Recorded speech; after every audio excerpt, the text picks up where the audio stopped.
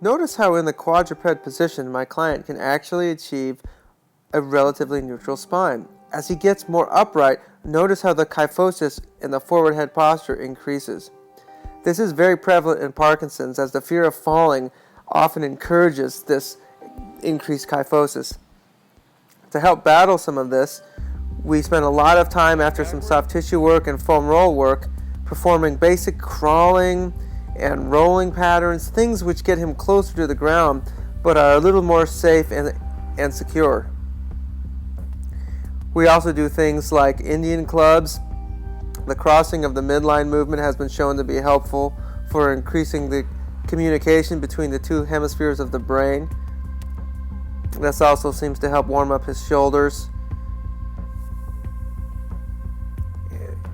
My client was an athlete when he was younger, and it's amazing when we throw in some ballistic movements how he starts moving a lot more freely. I think ballistic movements need to be explored and utilized a lot more with a lot of the neurodegenerative diseases that are becoming so much more common. Of course, working on posture is very, very important because that kyphosis really pulls that head forward, as you can see. This is just a wall angel exercise to help just encourage strengthening of the upper back muscles, middle traps, lower traps, rhomboids, and just really trying to encourage opening up that anterior chest, reducing some of the forward head posture.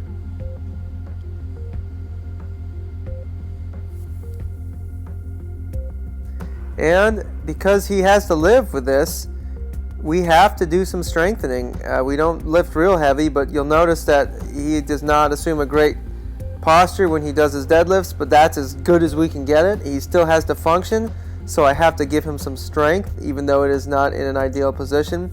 So we squat, we deadlift, we do various pushing and pulling exercises, working on big multi-joint movements, trying to get a bit of an endocrine response as well.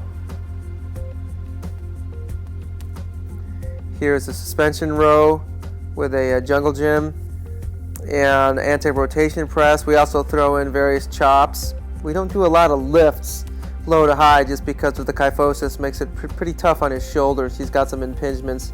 He's already had some shoulder surgery. Go for it. And then we throw in things like ropes and sled dragging when the weather is cooler.